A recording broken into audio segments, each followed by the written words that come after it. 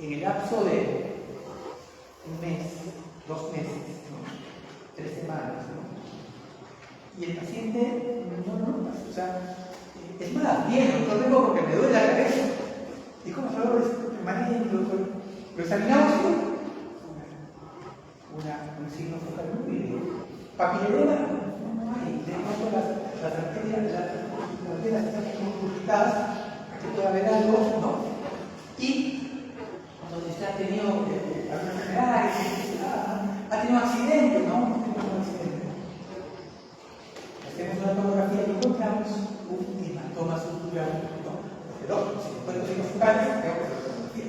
Por eso es orgánico hasta y encuentro un hematoma subdural que muchas veces presenta como una semidura y que puede repetir. Un adulto mayor provoca esta cefalea que se presenta como una cefalea crónica o subaguda, ¿no? 3 meses, leve, moderada. Entonces, tener en cuenta esto porque es ciertamente un elemento que se tiene que considerar y que, como repito, puede ser producto de un golpe de la cabeza no muy intenso. Como ya lo hemos dicho, cuando hay un cambio de patrón en el inicio de la cefalea, no tengo migraña, pero este dolor que tengo es muy intenso, nunca lo he tenido, ¿no? Cuidado. Alerta, ¿qué es lo que pasa? Precipitados duros, papilledema, ya lo dijimos, una cefalea progresiva, es el accidente P, el embarazo, dolor ocular con características autonómicas, en el caso de la cefalea de los hijos, cefalea postraumática, es verdad que una cefalea después, mejor dicho, es un traumatismo craneal, a veces puede quedar cefalea de tipo migrañoso, que tiene que ser tratada como una vez y terminan siendo controladas, ¿no? Entonces, este elemento también puede presentarse, pero debe ser evaluado, porque también, como lo he dicho en el caso anterior, puede ser, digamos, evocador de que hay alguna complicación, un hematoma, como consecuencia de ese traumatismo. Patología inmunológica, por ejemplo, deficiencia humana, abuso de analgésicos, es importante tener presente, y esta es una de las causas que nos está aquí, que, sobre todo migrañosos, los pacientes con cefalea tensional suelen tomar pastillas, automedicarse, y a veces el uso de los medicamentos en pacientes migrañosos es la causa de una cefalea irritable, de una crisis prolongada, ¿no? Y en este caso, obviamente, el tratamiento es para comenzar a retirar la medicación, ¿no? Es importante tener presente que uno de los elementos que es una bandera roja que requiere evaluar más es cuando identificamos que hay, identificamos o sospechamos que hay un abuso de analgésicos o una respuesta a algún momento. Y finalmente, cefalea posicional.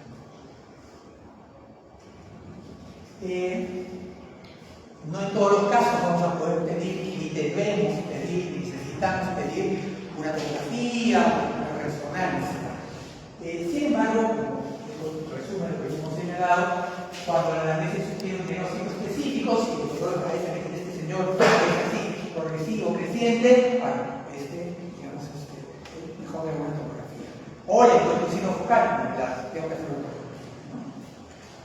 Cuando la cefalea toma un nuevo aspecto o no responde al tratamiento, repito, el que yo sea migrañoso y tenga dolor de cabeza desde los 15 años no me protege de tener una hematoma estructural, o de una meningitis, o de una, digamos, hemorragia subarachnoidea.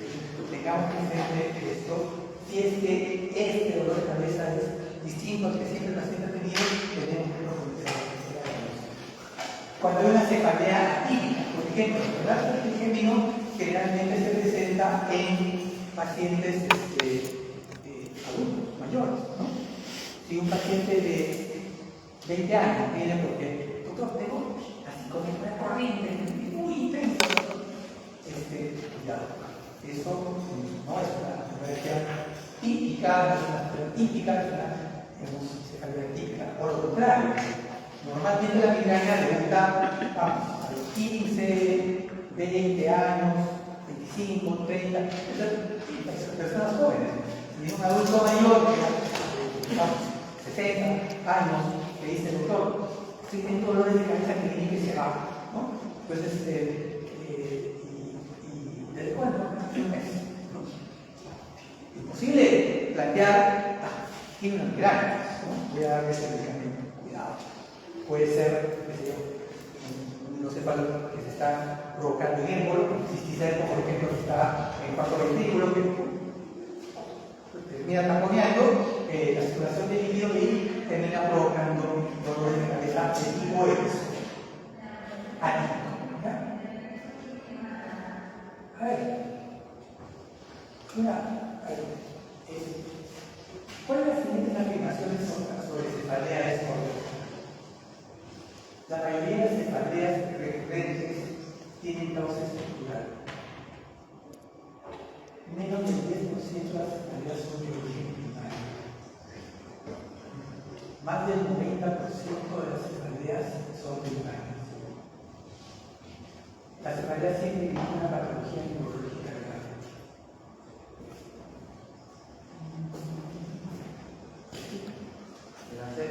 Gracias. ¿Tú? ¿Sí? Sí. ¿No? Estás un poco dormido. Estás cansado. ¿Tú? ¿Qué? Igual mi compañero. ¿Perdón? La C. Sin duda, ¿no? La C. Entonces, y ya propio, entrando el tema, el desarrollo de los temas indicados por el. Como decíamos, podemos hablar de las cefaleas primarias.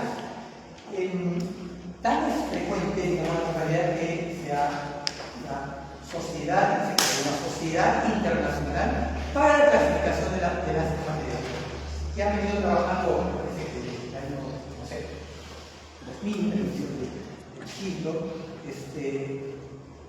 textos de clasificación de cefaleas, ¿no? Que son libros, justamente, donde se ponen no solamente los diagnósticos, los tipos de cefalea que hay, sino que las características que permiten arribar al diagnóstico. Vamos a hacer alusión a ello. Y la última edición, la tercera, del año 2018, ¿no?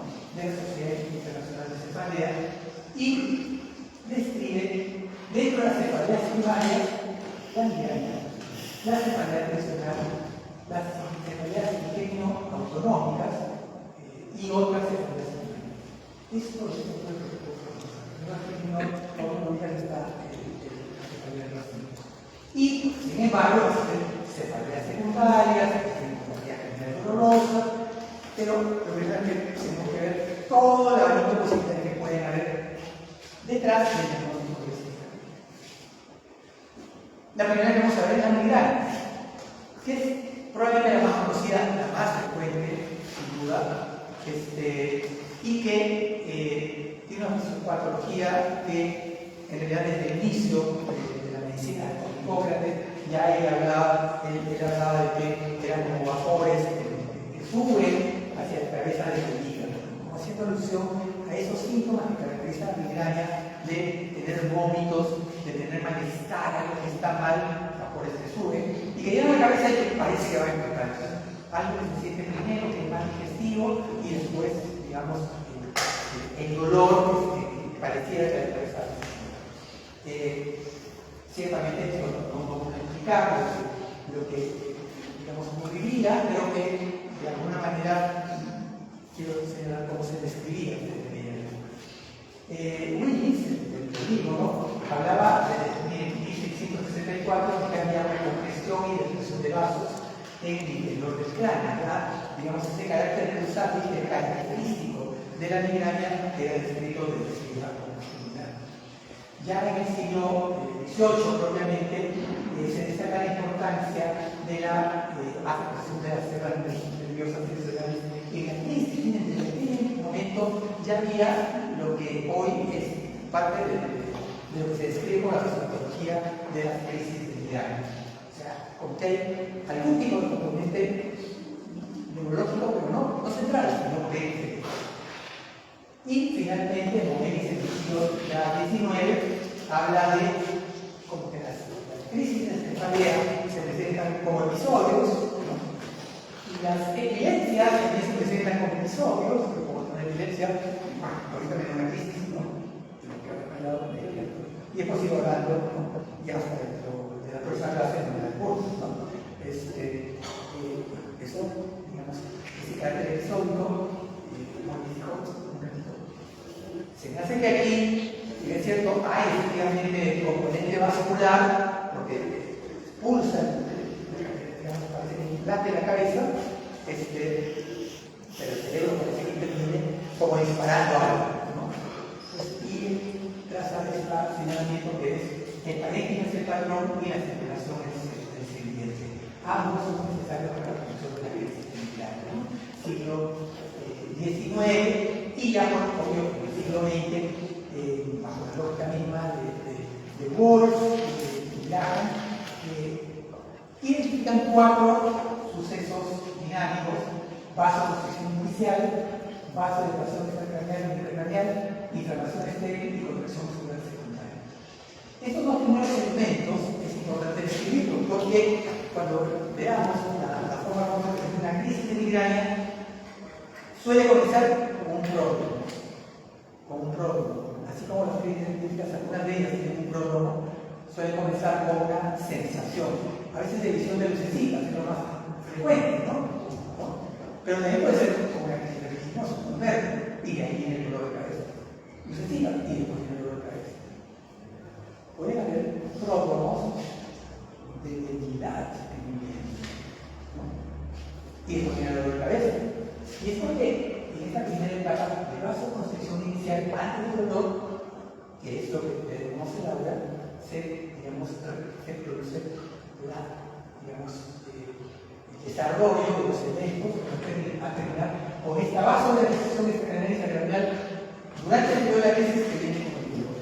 Si vemos estudios del flujo sanguíneo cerebral, vemos lo que hemos señalado, ¿no? Si el flujo sanguíneo cerebral es de este nivel, en la fase de vasoconstricción disminuye y es aquí donde se presenta propiamente el aura. Y luego, este flujo que estaba disminuido, el aura puede ser lucecita, puede ser cabeza, puede ser de pronto el flujo retorna, pero no al nivel normal, sino por encima del normal, y es aquí donde está el dolor de cabeza, y es aquí donde se presenta propiamente los síntomas de la crisis, que es la cosa, ¿no? Obras generalmente. Luego disminuye y se vuelve la línea normal. Esto es lo que Graham señaló en ese momento. Ya él describía que había una inflamación estéril y una contracción muscular secundaria que posteriormente se ha podido, digamos, visualizar con mayor claridad y hoy, digamos, todos hemos claro que si bien es cierto que esto existe durante estos periodos, y es lo que Graham decía, pero existe todo un contexto en el cual intervienen otras estructuras, como por ejemplo factores desencadenantes. En las crisis de migraña, al paciente, cuando le viene la crisis, yo puedo ser migrañoso y me da una crisis semanal, pero de pronto ahorita estoy con crisis de migraña cada 3 días, cada 2 días, o todos los días. ¿Por qué? Porque estoy estresado, porque no estoy durmiendo, porque no he desayunado, hay factores que desencadenan. Entonces, ¿cómo así el estrés? ¿Cómo así la tensión? ¿Cómo así el agotamiento puede desencadenar crisis? Porque existen factores que inciden en propiamente el cerebro, que generan sentimientos que provocan, donde están inmersos algunas, digamos, sustancias, como la sustancia T, la neuroquinina, el óxido nítrico, el péptido relacionado con el gen de calcitonina, este es un elemento fisiopatológico que está hoy dentro de la fisiopatología de la migraña, sobre el cual se están desarrollando, digamos, mecanismos de tratamiento. Y todo ello viene a provocar una inflamación neurógena, activación del flujo trigémino, y esto, que se ve también en esta segunda lámina, es lo que constituye la, digamos, la fisiopatología de la especie de migraña, y que es importante tener presente porque, por repito, ¿no? Entendiendo que hay mecanismos, si se quiere, neurohormonales, neuroquímicos, que inciden en el desarrollo de esas crisis, podemos nosotros desarrollar estrategias terapéuticas para poder tratarlas. ¿La migraña es una enfermedad primaria? Sí. ¿Por qué? Porque hay un daño estructural. Eso significa que lo podemos dejar tener. No, porque finalmente no deja de ser una enfermedad. Hay trastorno, hay problemas de regulación, hay problemas que requieren de tratamiento para evitar, porque nadie quiere, digamos, tener crisis de una vez a la semana y precisamente cuando me tuve examen, obviamente estudiar y agotarme y de repente amanecerme porque me vengo la crisis. Y reconocemos qué elementos tienen que ver con el desarrollo de las crisis, tenemos la posibilidad de desarrollar, y así ha sido, medicamentos que puedan tratar esa crisis y evitar que se presente lo ideal o, si se presentara, poder tratarla teniendo en cuenta estos elementos. Justamente, cuando se refiere, vamos a ver que en este último grupo de fármacos relacionados a la evolución del CGRP, están desarrollando algunas iniciativas. ¿Cómo se presenta la migraña en general? Claro, como estoy diciendo, yo simplemente resumo lo que hemos señalado, más frecuente en mujeres, dicho de paso, ¿sí? Más frecuente, el 7% en varones, 17% en mujeres. En niños no existe diferencia por sexo, y eso es interesante porque parecería ser, porque más frecuente en mujeres, que habría algún tipo de relación hormonal. Podría ser que eso ocurra tanto en varones como en mujeres, pero digamos, en mujeres esta mayor incidencia podría ser que el tipo hormonal que se desarrolla pueda incidir en ello. ¿Y por qué esto es relevante? Porque hay dentro de los tipos de migrañas que están relacionadas, que coinciden, crisis que coinciden durante la menstruación, por ejemplo, ¿no? O en el momento de la ovulación, en momentos específicos del ciclo. Y es importante, digamos, identificarlo, que nos puede ayudar a una mujer que tiene migraña a, digamos, regular, no en todos es así, pero no todas es así, pero digamos, si existe, es importante que lo presente, nos puede ayudar a evitar la crisis de en su mayoría comienza en la adolescencia o en el tercer extremo de vida, eso es importante, ¿no? Un paciente de 50 años comienza a prestar crisis episódicas, no, migraña no es la primera posibilidad. Es raro su interpretación. Suele remitir entre el 15 y 6% del decenio de la vida. Digo, como que finalmente el dolor termina dándose por esta vasodilatación o vasoconstricción, a medida que las arterias se van endureciendo un poco, bueno, ya no se presenta la crisis de esta manera. Suele remitir entre el 15 y decenio de la vida, disminuye con el inicio de la menopausia, ¿no? Y este es otro elemento, por ejemplo, la menopausia muchas veces se da mucho antes de que uno sea un adulto mayor, obviamente, ¿no? Y ese momento, al parecer, porque esa diferencia, digamos, hormonal ya desaparece, ¿no? La mujer ya no está en etapa, digamos, totalmente activa de reproducción, tiene que acercarse al niño, en el cual no existe la diferencia en incidencia de diferencia. Y finalmente podemos ver desde familiares en 50-30% de los casos. No es que si mamá y mi papá son migrañosos, yo necesariamente voy a ser migrañoso, pero sí sin duda es más posible que sea migrañoso. Un poquito de características del dolor, ¿no? La duración de 4 a 72 horas es episódica, ¿no? Unilateral, unicránea, pulsátil, de intensidad moderada a grave. O sea, no es que sea una vez por semana, y un poquito, ¿no? Las crisis de migraña fuertes, ¿no? Tanto que obligan a esa persona a los pacientes. Se asocian a náuseas, fobia, ¿no? Se agrava con la gráfica, ¿no? Y esta gráfica señala lo que estamos haciendo. Entonces, y eso es la característica de la migraña. Sin embargo, si vamos al texto de clasificación internacional de enfermedad, vamos a ver que la migraña, ¿no? En general, se clasifica también en tipos de migraña.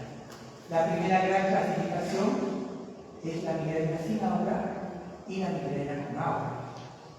Cuando hablamos de la típica migraña, decimos dolor de cabeza episódico, en la mitad de la cabeza, que late, y que comienza con visión de lucecitas.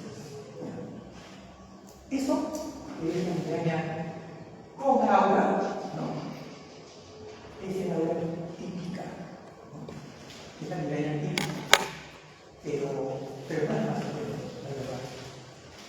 Las crisis de migraña, en su mayor parte, son crisis sin aura. Me viene el dolor, pero simplemente no está, para que no nos confundamos. No es migraña porque no es lucecitas, no necesariamente. O sea, la migraña puede ir sin aura. Y bien interesante, la migraña con aura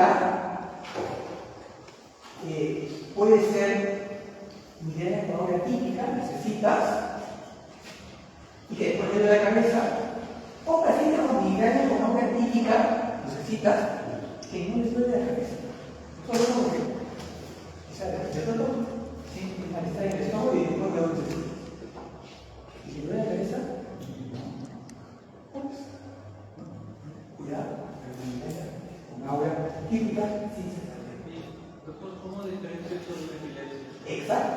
Entonces surge justamente la necesidad de diagnóstico diferencial, porque lo primero que tenemos que decir es: esto puede ser una crisis focal, ¿no? Una crisis, digamos, de epilepsia focal. Peor, una crisis con aura que no es típica, es decir, no lucecitas, sino vértigo. O peor, parecida, ¿no? Debilidad en el brazo. Entonces, ¿cómo diferenciar? Entonces, procede la evaluación con el electrocardiograma, actualmente son fotografías de este. Pero solamente como para visibilidad. Con aura puede ser típica, puede ser migraña con aura de tronco encefálico, lo que les decía.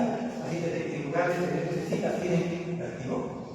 En niños, los trastornos, digamos, que se dan, o que preceden a niños que pueden desarrollar migraña, son niños que hacen crisis de mayores. Y que son, digamos, probablemente auras de poscentrales. La migraña hemipléjica, en esta fase inicial de aura, que hay vasoconstricción, puede presentarse en esta etapa de vasoconstricción una debilidad del brazo transitoria, ¿no? Porque hay vasoconstricción. Pero hay, y afortunadamente no es que se dé como parte de la historia natural de la enfermedad, pacientes que en ese proceso de hacer una epilepsia propiamente desarrollan una hemiplegia, ¿no? Se quedan con la hemiplegia porque y lo van a ver ustedes cuando se va por la isquémica, cuando la isquemia se prolonga, propiamente ya puede provocar un infarto. Entonces, un paciente con migraña que hace hemiplegia. Obviamente esto es un tema que requiere un abordaje especial. Si yo tengo un paciente con migraña cuyo pródromo es hemipalegia, es un paciente que tengo que cuidar con modo. Y si le pregunto, ¿usted tiene algún familiar con migraña? Sí, mi papá. Pero a él le dio más suerte, porque él no puede caminar. Ha quedado con una hemiplegia. Ese paciente se han identificado factores genéticos que están ligados a este tipo de enfermedad que es un poco frecuente, pero que es importante definirla porque nuevamente son pacientes que requieren una necesidad de atención. Hay migrañas crónicas, hay complicaciones de la migraña, una muy breve en el estado migrañoso, y bueno, otros elementos que se pueden describir. Entonces, solo como para un ejemplo, las láminas que vamos a presentar quedan como para que ustedes lo revisen, y son como ejemplos de lo que digamos, texto de clasificación de cefalea, la Sociedad Internacional de Cefalea, plantea como criterios diagnósticos que permiten que actualmente, bajo la lógica de esa clasificación, podamos hacer estudios, ¿no? Mucho mejor estandarizados, ¿no? Porque si simplemente dejamos al criterio clínico de los especialistas, a veces yo puedo quedarme con decir cefalea con migraña con aura típica, ¿no? ¿no? Pero de pronto la clasificación, ¿no? Permite estandarizar los criterios sin agua, los criterios que se consideran para hacer este diagnóstico. Migraña sin agua, por ejemplo, cefalea recurrente que se caracteriza con crisis de 4 a 72 horas de duración. Las características típicas de la cefalea son la operación bilateral, el cáncer subsáneo, la intensidad moderada grave, el empeoramiento de la actividad física ordinaria y la que es lo que hemos hablado, ¿no? Y con el criterio, ¿no? Al menos 5 crisis que cumplen los criterios D y E. ¿Cuál es el criterio D? Episodios de cefalea de 4 a 72 horas de duración. ¿Cuál es el criterio D? Al menos uno de los siguientes síntomas: náuseas y vómitos, fobia y fobia. Y así, ¿no? Entonces, con estas características podemos clasificar para fines de, digamos, trabajo de investigación forense. Puedo utilizarlo para la práctica clínica, sin duda, también, ¿no? Este es el uso de migraña, entonces la siguiente pregunta es: ¿y ahora qué hacemos? ¿No? Sé que tiene migraña, porque las características son así. Ningún examen me lo va a comprobar. Si da una tomografía, una resonancia, un hemograma, va a salir normal. Entonces, el diagnóstico es clínico, ¿no? Les digo, tiene migraña. Si no tiene usted, significa que tiene usted migraña. ¿Qué hacer? Hay que distinguir cuando las crisis de migraña, o sea, las crisis de dolor de cabeza en los pacientes que diagnostican migraña son de baja frecuencia, ¿no? Una vez a la semana, 2 veces a la semana, ¿no? En este caso, si no hay presunción de complicaciones, como me parece, o cosas así, cuando las crisis finalmente no terminan impidiendo el desarrollo de actividades de la persona, entonces tenemos que ciertamente decirle al señor, como los dolores de cabeza son espaciados, le voy a recetar este medicamento para que usted pueda tomar cada vez que le duele la cabeza, ¿no? Entonces, ¿qué le voy a recetar? Vamos a ver que la lista se puede ampliar. Usted tiene que hacer esto para tratar de cuidar. Usted tiene una migraña. La migraña es como una alergia. Yo puedo ser alérgico y yo iría por un ceviche, no me pasa nada, y pasaba la que lo hago. Pero tengo que tener una oportunidad, un ceviche que tiene que ser yo, camarones y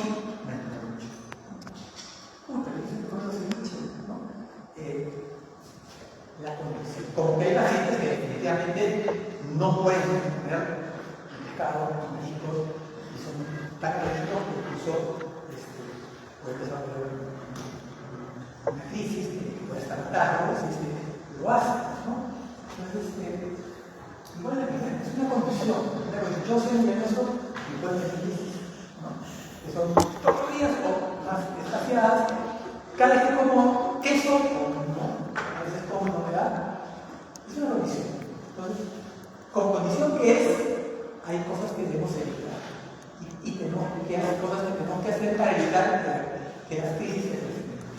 Entonces, las medidas generales son: cada vez que hay un dolor de cabeza, digamos, va a tomar medicina, va a reposar y, si es posible, va a dormir. Y si el dolor obviamente es intenso, va a probar analgésico, el paracetamol, los esteroides, el ibuprofeno, por ejemplo, o antimédicos, antibióticos. Pero hay algo que es importante tener presente cuando tratamos a un paciente con migraña. Hay medidas generales que deben tomarse para tratar de evitar que el paciente, digamos, desarrolle crisis. Porque hay factores desencadenantes, la fisiopatología nos lo ha señalado, y la literatura y todos los estudios evidencian que hay patrones, ¿no?, de comportamiento que tienen a desarrollar la crisis, que generan la crisis. Por tanto, debemos cubrir los factores principales. De hecho, hay cosas que no deberían ser vergonzosas, vinoclínica, que en general es obvio. No siempre esto es una medida absolutamente restrictiva, ¿no? Pero si se da esa relación, que es con un chocolate, por ejemplo, debemos restringir, ¿no? O sea, cubrir factores. La falta de sueño es un factor restrictivo. Si alguno de ustedes entiende los durante históricamente,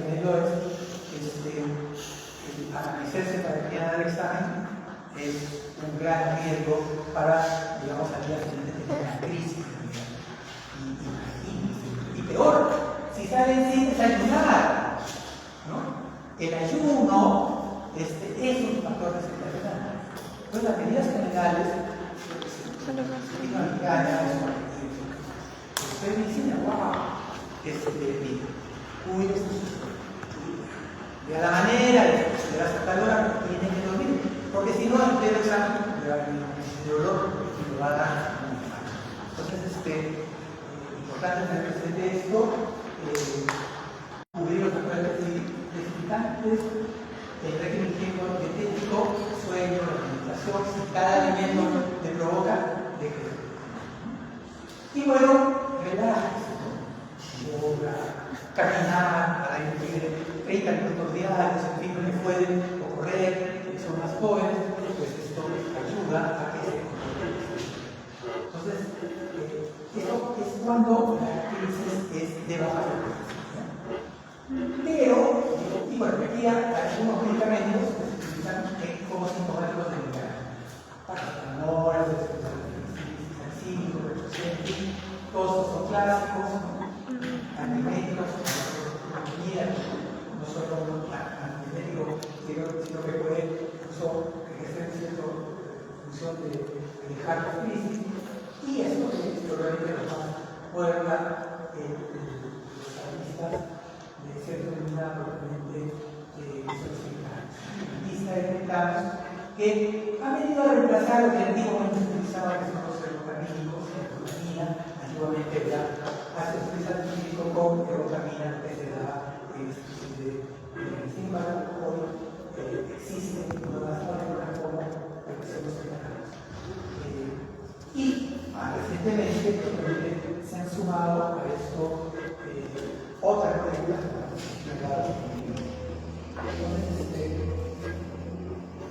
eso cuando el paciente tiene crisis de baja frecuencia, ¿no? Cada vez si son crisis intensas,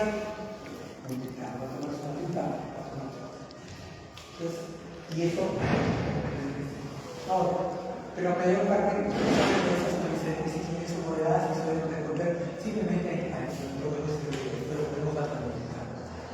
Ahora bien, cuando las crisis son de elevada frecuencia, no es una vez por semana, era una vez por semana, pero al doctor le dan 4 veces por semana. De hecho, más de 15 por mes ya es alta frecuencia. Menos 15, por 14 por mes puede considerarse de baja frecuencia. Y el dolor es muy intenso, a veces dura mucho y no podemos trabajar. Entonces hay efecto invalidante, organización resistente severa, elevada frecuencia de presentación. Entonces aquí, en el tratamiento de la crisis, más allá de las tareas generales de reposo, aislamiento y sueño que siempre tienen que darse, ciertamente es necesario tener presente el tomar en cuenta las medidas generales de factores precipitantes, régimen higiénico dietético, relajación muscular, etc. Entonces, esos dos elementos que se utilizan en otro caso también se utilizan acá. Y en el aspecto terapéutico, ciertamente ya las drogas que se utilizan son serotoninas, y aquí sí es donde se han agregado más moléculas que vamos a ver en el instante, ¿no? Pero adicional a ello, porque si las crisis son 3 por semana, 4 por semana, y les he dicho que cuando toma muchos analgésicos de este tipo, puede desarrollar cefalea de rebote, ¿no? Por exceso de medicamentos. Entonces, no podemos decirle a la persona, tome cada vez que le duele la cabeza tal medicamento, si sabemos que ese régimen que le vamos a dar en la porca, probablemente una cefalea de rebote. Entonces, necesitamos entonces espaciar las crisis. Hacer algo para que la crisis no sea 4 veces por semana, ni 5 veces por semana, sino sea una vez por semana, y de preferencia que no haya crisis. Y para ello usted utiliza lo que se llama la profilaxis farmacológica. Uno es el tratamiento abortivo, el tratamiento de la crisis, ¿no?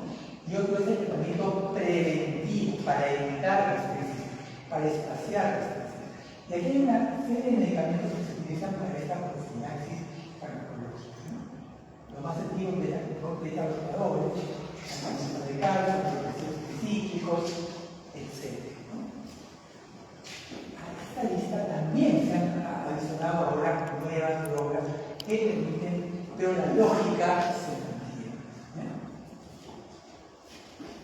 En esta gráfica que para que ustedes, voy a dejar en la computadora para que puedan bajar, vemos cómo se comporta un programa de tratamiento sintomático de la crisis de migraña, ¿no? Por ejemplo, un paciente me quedo en el mismo, ¿no? O sea, todo lo que hemos planteado ahora es lo que se está utilizando hasta hace 5 años, ¿no?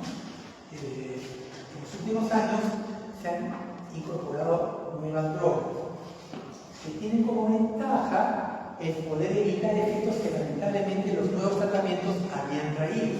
Los titanes, sobre todo cuando pacientes tenían un problema cardiovascular, distemia coronaria, presión arterial, entonces, y es por eso que los flujos se plantean como un paciente que tiene crisis de migraña que merece un tratamiento, que no tiene patología cardiovascular, digamos, activa y tienen crisis moderadas, puede, digamos, ser tratado simplemente con antiinflamatorios no esteroideos y oral, y si no responde, solo si no responde, va a ser arbitrario, porque no tiene patología cardiovascular.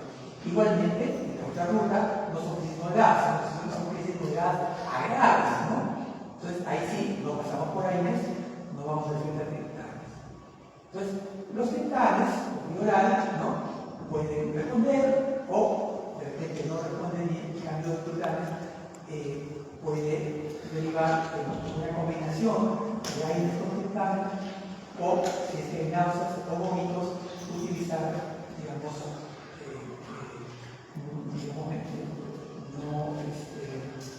nuevas fórmulas de triptano más modernos como el triptano y el triptano para poder revertir esto.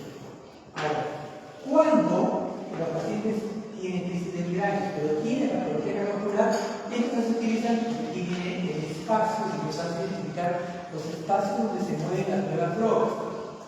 Pacientes con crisis de migraña, moderadas o graves, que requieren medicación, pero tiene patología cardiovascular, en que si le doy un triptano le voy a hacer un daño, entonces ahí se utilizan los llamados gepantes, ¿no? Gepantes, que van a cerrar los de ellos, como sintomático. O también, si no hay respuesta, entonces utilizan los ditanes. Triptanes, ¿no?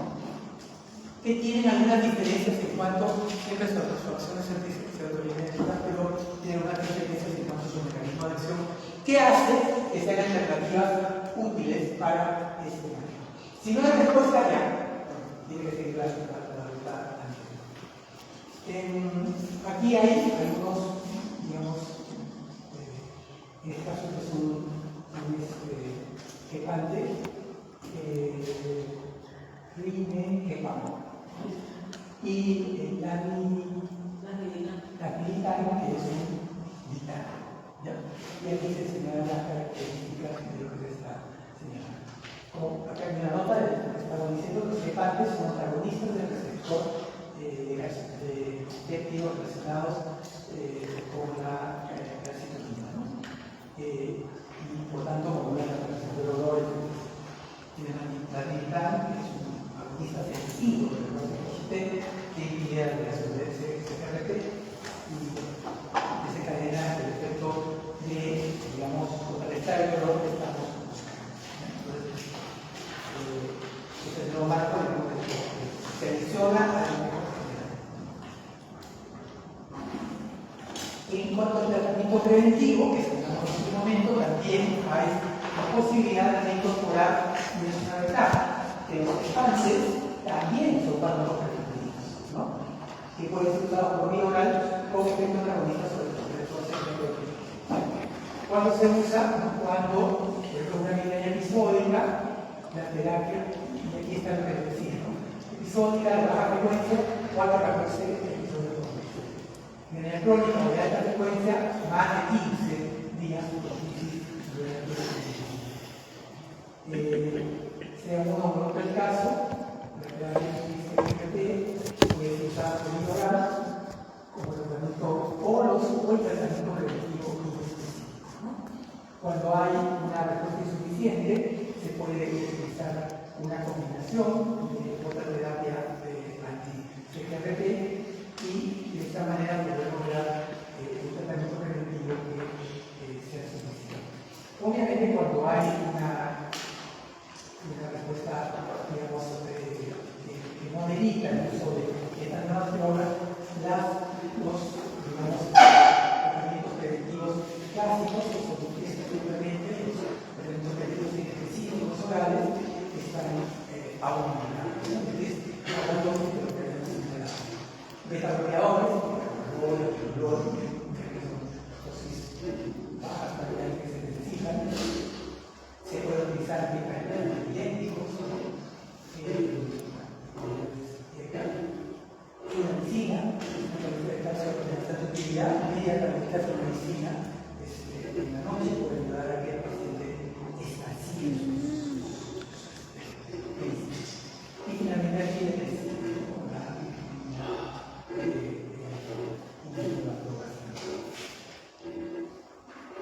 finalmente, simplemente señalar que después voy a las migrañas y el propósito es espaciar las crisis y obviamente tratar la crisis como se presenta y el arsenal terapéutico está afortunadamente desarrollándose de manera innovadora y con resultados adecuados, ¿no?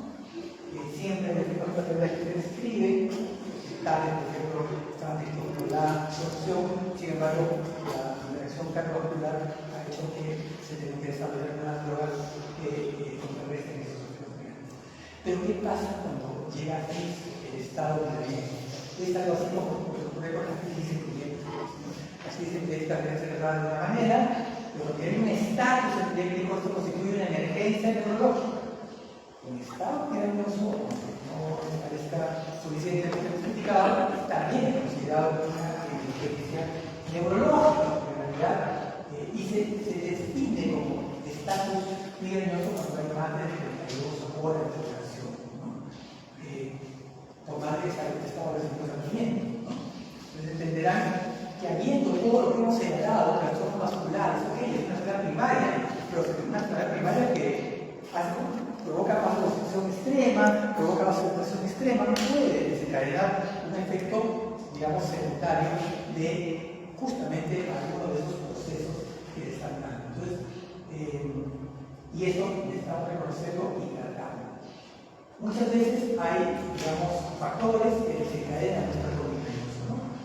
Obviamente la presencia de migrañas, estrés, cambios hormonales, uso excesivo de analgésicos, ¿no? Y ahí hay que diferenciar el estatus, entre comillas, propiamente excesivamente de medicamentos, en cuyo caso el retiro es la primera medida, o simplemente un estatus por adecuado control o por algún factor desencadenante que está superando, digamos, la estabilidad de ese paciente. Deshidratación, alteraciones del sueño, ¿no? Pueden provocar también un estatus migrañoso con el importante reconocerlo y aquí está el flujo para ver cómo se trata y de esta manera poder revisar el tratamiento como antiinflamatorios no esteroideos, o digamos asintomáticos. Si hay respuesta, perfecto. Si no hay respuesta, entonces ya pasamos a corticoides, a veces bloqueo anestésico del cráneo, ¿no? Ácido valproico, si hay respuesta, perfecto, y si no, ya solamente hospitalizarlo y otras alternativas. Señalar finalmente que esto, ¿no? Lo que decimos al inicio, ¿no? Hay medidas no farmacoterápicas que son controles de cadena, reloj puntual, biotipa, la interpretación de quizá la lista de medicamentos que tienden, los factores que tienden a estar desencadenados en alimentos, café, bebidas alcohólicas, lactos, tabaco, vainilla, bebidas artificiales, hidratados, productos conservantes, medicamentos con nitratos, esteroides, psicológicos, ansiedad, depresión, obligación, del sueño y disfunción. Entonces, estos son elementos que están detrás de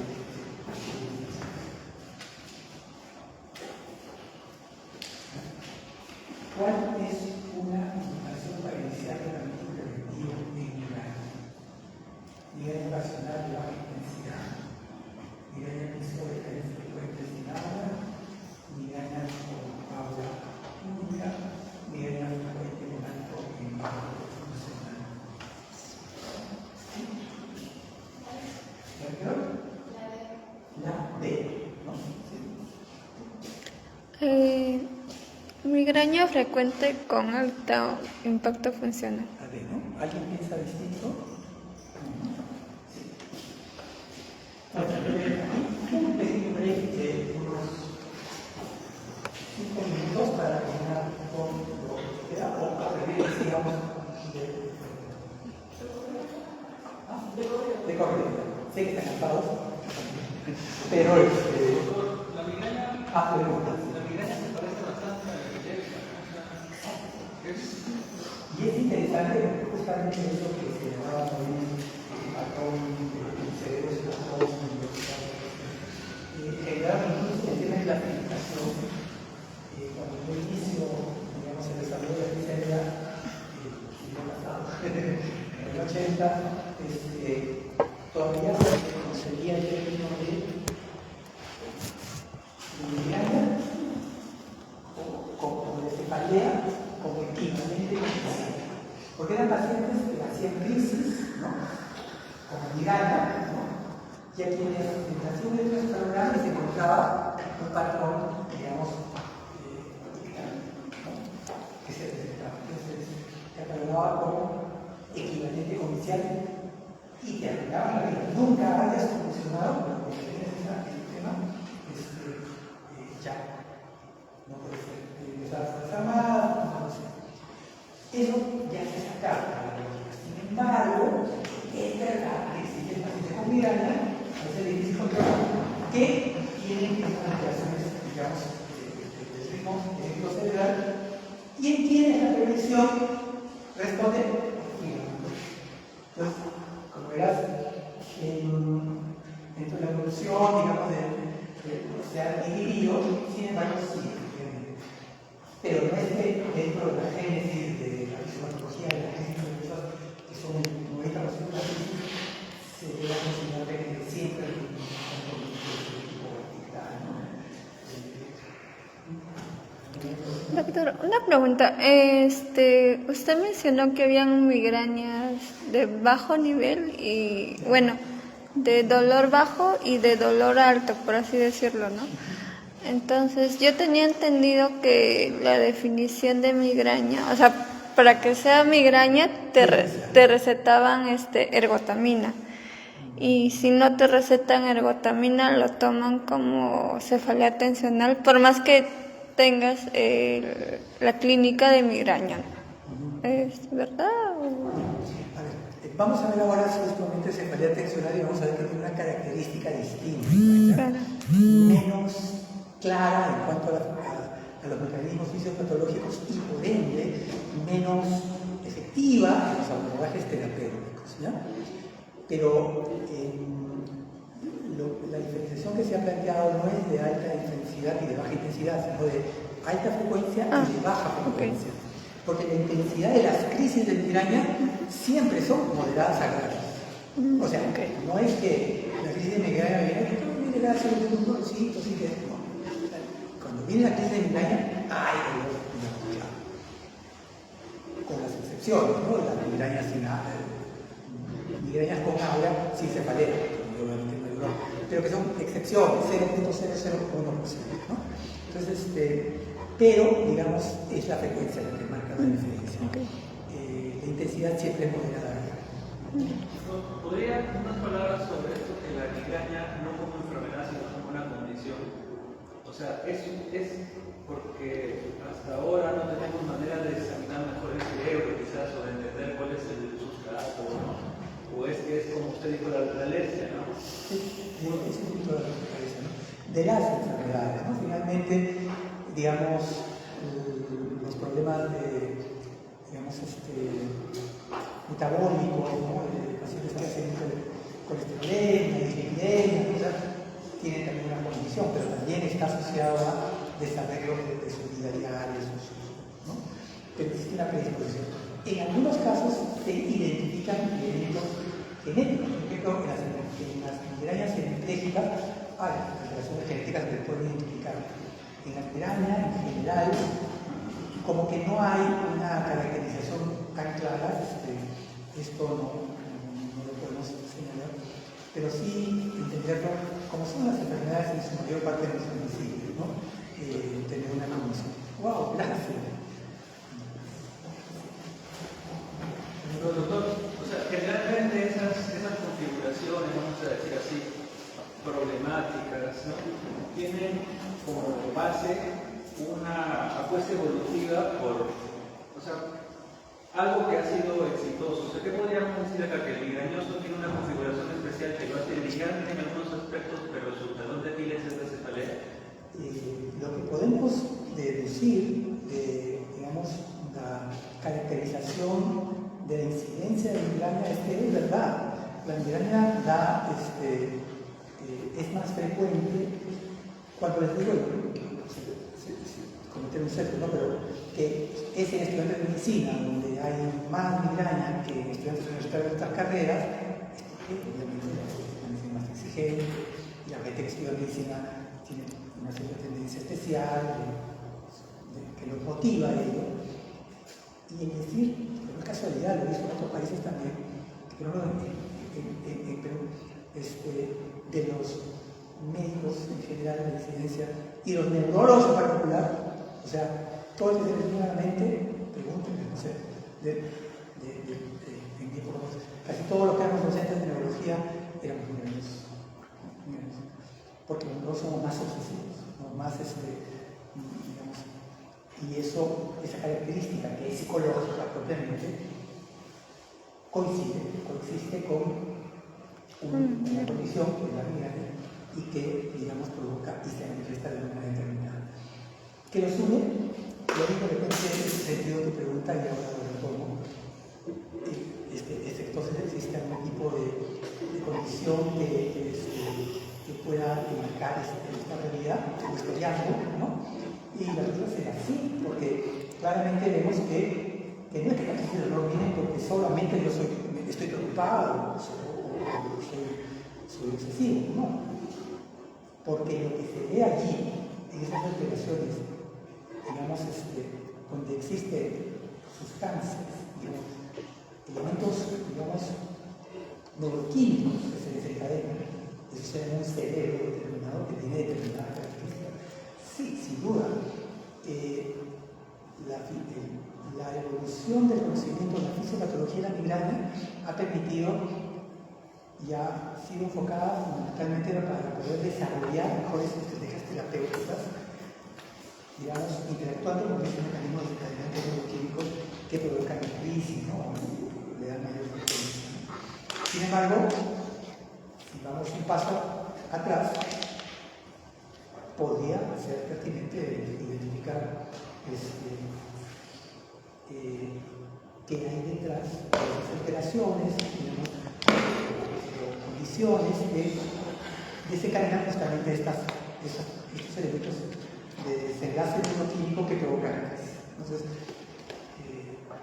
y a eso, de alguna manera, se le puede dar un cerebro que funciona mal, o distinto. Sí, es interesante, ¿no? Por la vista que planteas. Entonces, más brevemente, porque si solamente tenemos 20 minutos, vamos a hablar de dos cositas: cefalea tensional y cefalea en racimo. Sí. Me tengo que... Entonces,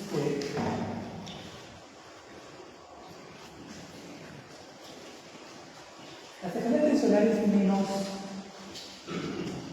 digamos, tiene menos elementos para poder entender cómo se presenta. Sí, es verdad que es muy frecuente. Es muy frecuente. Aquí, por ejemplo, en este estudio global sobre migraña y sensibilidad, se estimó que para el 2017 había 2.300 millones de personas cefaleáticos que son y los estudios poblacionales arrojan las tan variables de prevalencia como 28 en China, 36, 38 en Estados Unidos y cerca del 80% de los estudios europeos. Claro, es verdad. Sin embargo, como la característica de la cefalea tensional no es tan dramática como la de la migraña, que son dolores muy intensos, la mayoría de ellos no llegan al consumo, ¿no? Porque los comités o los actividades sí molestan. Entonces, la mayoría de los estudios de prevalencia se va a dar hipertensión crónica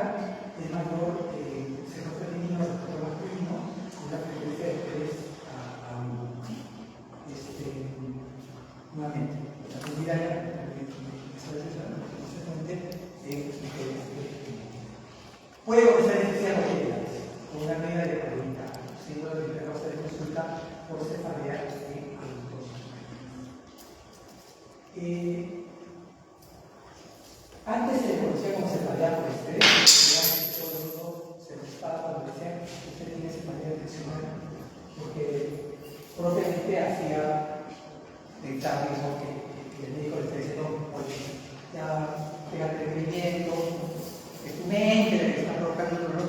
Y no es tan así, ¿ya? Y aquí voy a hacer un paréntesis porque, a ver, vamos a ver un poquito. Si ahorita damos acá, ¿no? Y de pronto comienza a ponerse. Yo voy a tratar de mantener la calma, y si yo mantengo la calma, ustedes tienen que mantener la calma, y ya, porque la pasada, no me estoy diciendo, simplemente. Pero si de pronto veo que está presente encima, seguramente voy a dar un salto, por más que no soy muy atlético, y ustedes también van a salir corriendo, y van a hacer lo que sean ustedes, digamos, identificados, anécdotas, a veces las personas mayores que cuentan cuando se encontraron con un muerto resucitado que fue de una noche oscura pasando por un cementerio y salieron corriendo y dieron un salto, cruzaron una sequía larga y que después se han regresado para tratarlo de hacer y no podían hacer.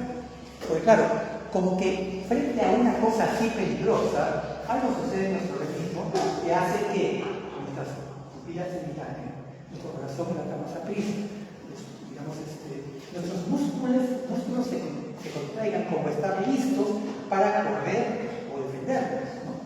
Y eso es lo que denominamos estrés. La reacción de estrés, que sabemos que no es una reacción imaginada, es una reacción mediada por sustancias neuroquímicas, ¿no? Por neurotransmisores, ¿no? Que provocan justamente todo esto. El estrés, entonces, no es evitarlo, ¿no? O sea, es más, es bueno, es un mecanismo que nos defiende, nos permite defendernos nosotros como seres humanos, que los animales también. Entonces, el estrés para ser los humanos. El problema es que tenemos el estrés siempre, ¿no? Entonces, nuestro corazón ya late demasiado, nuestro estómago segrega jugos que terminan dándonos una gastritis, y nuestros músculos que se contraen, a veces cuando vamos a casa cansados, relajamos o tenemos algo para que se pueda relajar. Pero ¿cómo relajamos los músculos de la cabeza? No hay forma, ¿no? Porque los músculos que están en nuestro cráneo están fijados en el cráneo. No hay forma de poderlo relajar. Y eso duele. Eso duele. Entonces vamos a ver dentro de la fisiopatología de la migraña que esta lógica es la que da esa condición, esa situación en la cual, digamos, el paciente desarrolla esta enfermedad tensional que no es imaginada, que no es sin nada, que no es que sea engreído, ¿no? Sino simplemente que es un tipo de enfermedad distinta, ¿no? Y obviamente estábamos hablando en 1988, que fue, digamos, la primera clasificación de la Sociedad Internacional, comenzó a denominar la cefalea direccional, que es el término que ahora se utiliza, o cefalea de hipotensión, CTT, como decía en el año anterior, y esto, digamos, más o menos nos orienta sobre lo que ocurre. Voy a utilizar esta clasificación de esta época 2018, hasta que ya no está vigente, porque en esta clasificación se diferenciaba dos tipos de cefalea direccional.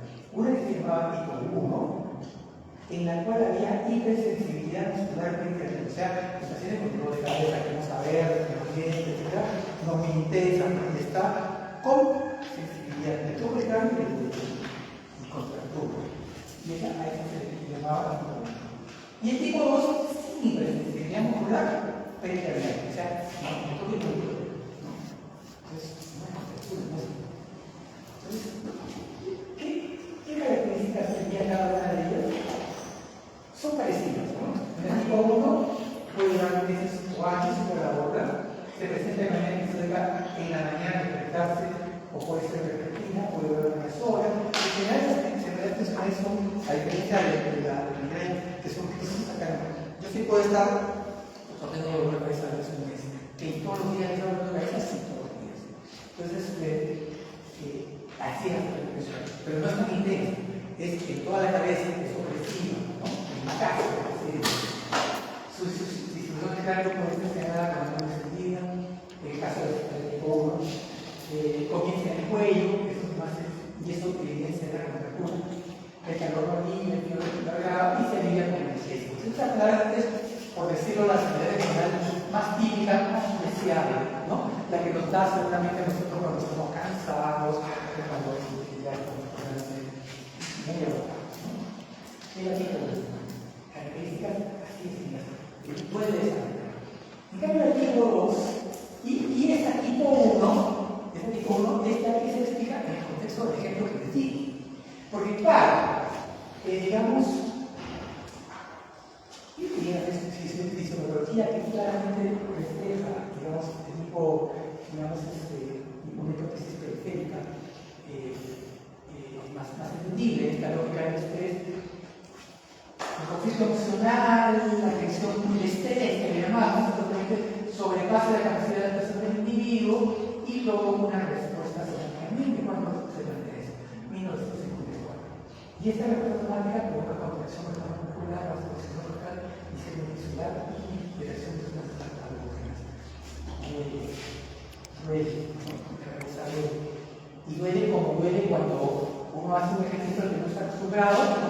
Yo no estoy acostumbrado a hacer ejercicio, de pronto cojo un camino profundito en una gincana en especie.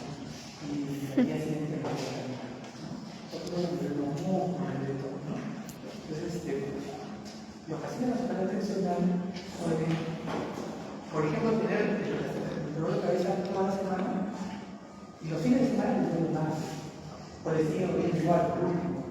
Entonces, cuando al paciente le decimos una operación tensional, no, porque es verdad, yo trabajo en un lugar muy complicado, ¿no? Pero los síntomas son aquí. ¿Por qué me va a doler el fin de semana?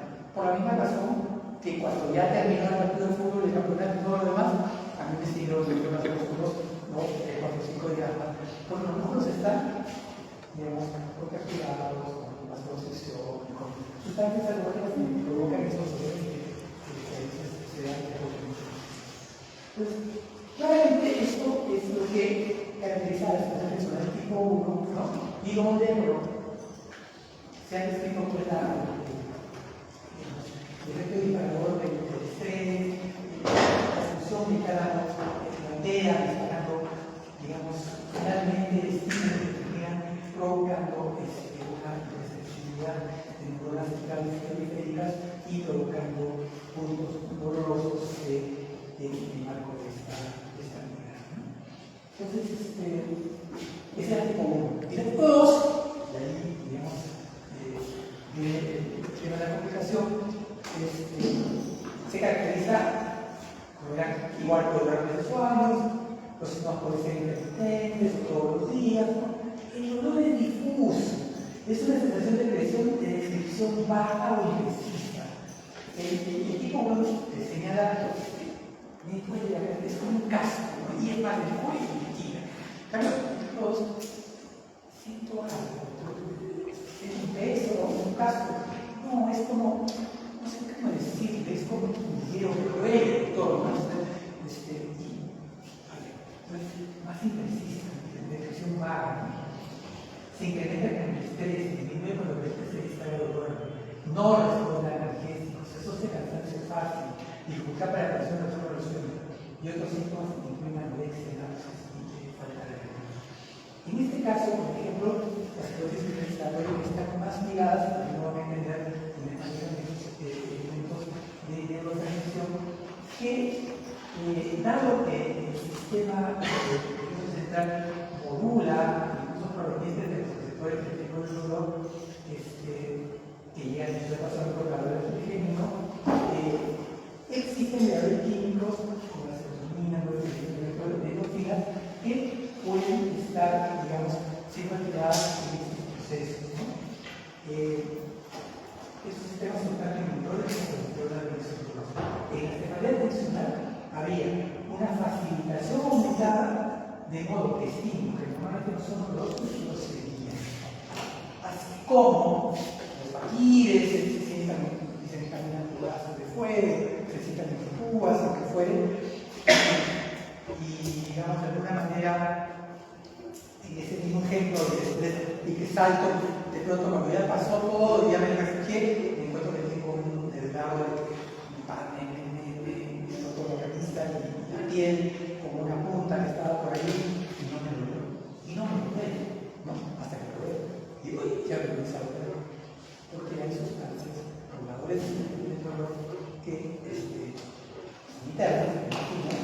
que prácticamente ahora nos han puesto así como ellos hay, digamos, mecanismos que hacen que el dolor se facilite, ¿no? Y obviamente lo que quería en este sentido sería eso, ¿no? Una facilitación aumentada, de modo que los estímulos que normalmente no son dolorosos. Esto es lo que trae el manejo de medicamentos es más complicado. Y por eso la mayor parte de, digamos, abordajes tienen hasta ahora la medicación. Pero hay otras drogas que se están utilizando para este manejo y se van a desarrollar seguramente las mediciones de reforestación.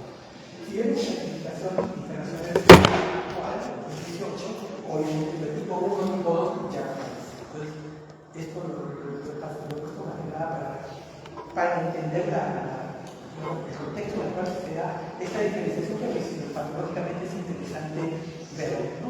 Pero sí se describe de esta manera. Para comenzar, la actual clasificación discrimina cefalea episódica infrecuente de tipo convencional, cefalea episódica frecuente de tipo convencional y cefalea crónica de tipo convencional. ¿No? O sea, frecuente y crónica de tipo convencional. Pero en las tres encontramos que, miren ustedes, cefalea episódica frecuente de tipo convencional con hipersensibilidad pericranial y cefalea episódica y frecuente de tipo convencional sin hipersensibilidad pericranial. Es decir, la primera probabilidad del tipo 1, la segunda probabilidad del tipo 2, porque el tipo 2, se pasa una cefalea tensional con hipersensibilidad pericranial de paso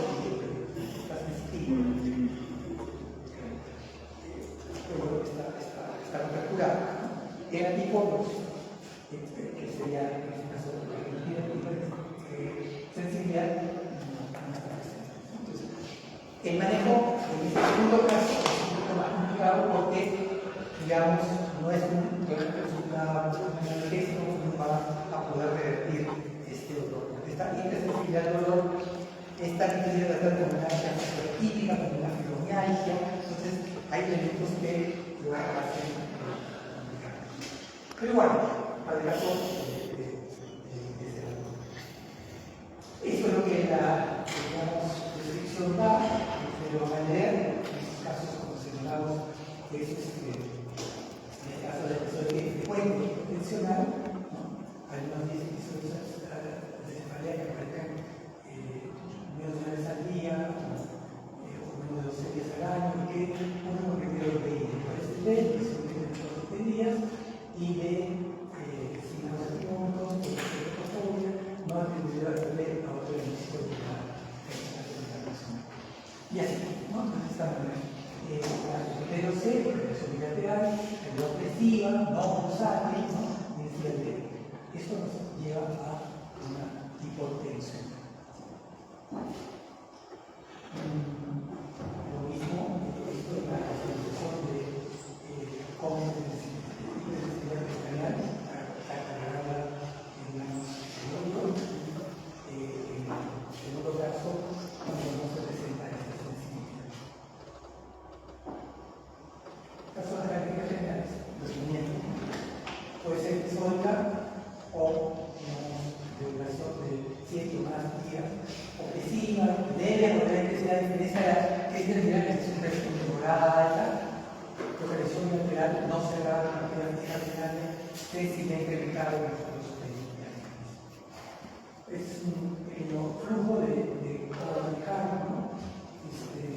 Dependiendo de las características, los usuarios son paracetamol, ¿no? O sea, cuando hay componentes totalmente de presión considerable, la metilina en secundaria tensional tiene el efecto como de tratamiento parcial de vitales de esa función de dolor. Y no es una dosis antidepresiva, es una dosis bajita, ¿no? Puede ser media de 35 miligramos una vez al día. Paracetamol, como segundo recurso para la clorapina y antidepresivos. Igualmente el tratamiento farmacológico, feedback de las relaciones.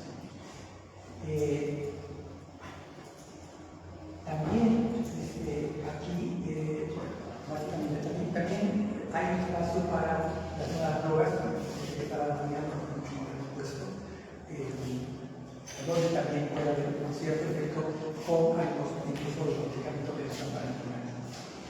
Bien, a ver, ¿cuál es una característica clínica que está mencionando? Usar molecular, molecular, diversidad de molecular,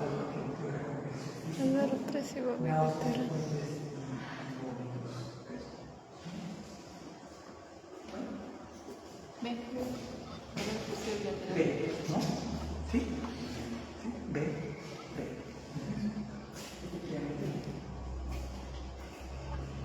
Y finalmente la cefalea de racimos.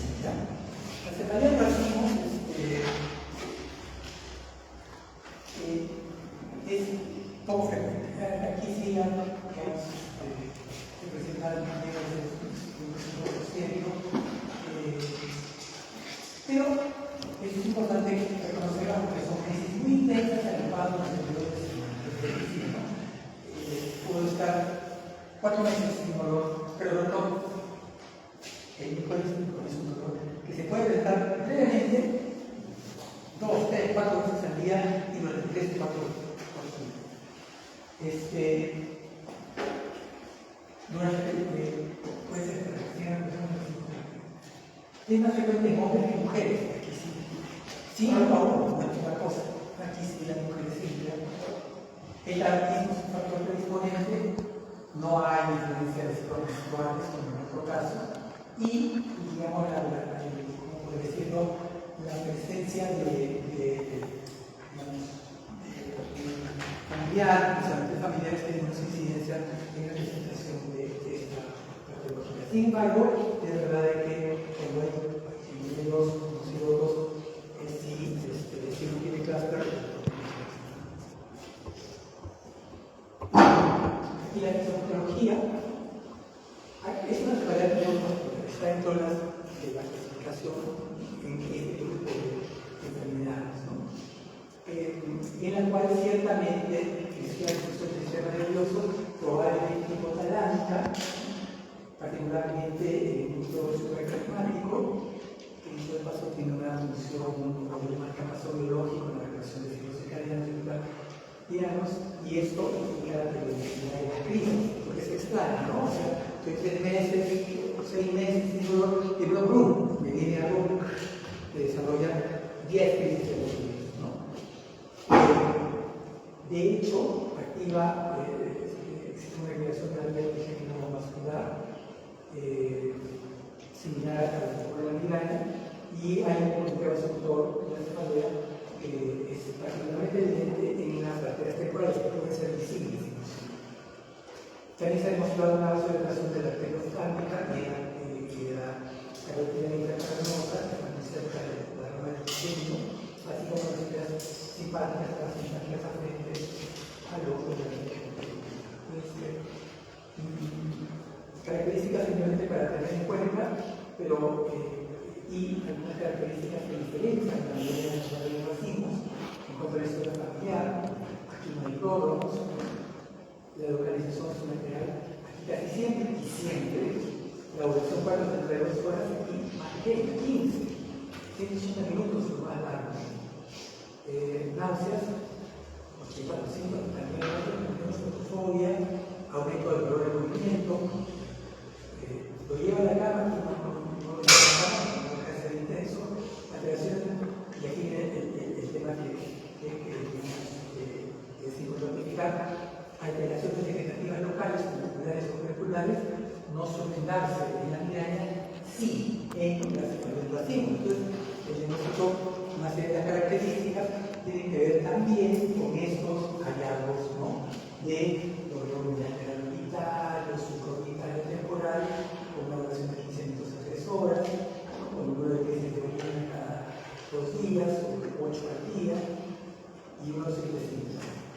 Activación, congestión nasal, rinorrea, sudoración de la frente y síndrome de Crohn, ¿no? Entonces, esto importante en los pacientes consecuentes, entonces síndrome de Crohn.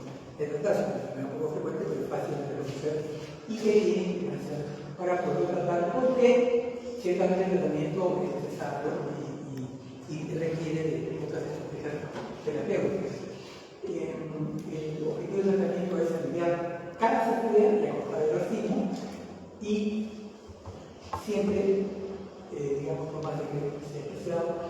considerar el tratamiento de biología. ¿Qué se usa en el tratamiento agudo? Oxígeno al 100%, se usa subcutáneo, solopentano intranasal, y para la prevención, mirapanilo, línea, corticoides, puente, y este medicamento acá que hemos utilizado en algunos países también en nosotros. Aquí no tenemos, pero para hacer por ahí está toda la nota de, digamos, hay otras zonas primarias que vamos a mencionar, simplemente para saber que este capítulo tiene varios elementos a considerar y que cada cual es un producto objetivo. Finalmente, ¿cuál es la característica distintiva de esta relación?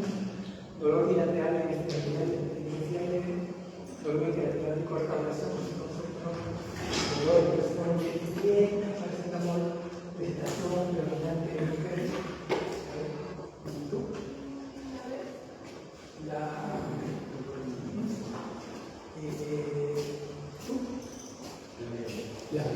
Sí. Eso es todo. Muchas gracias.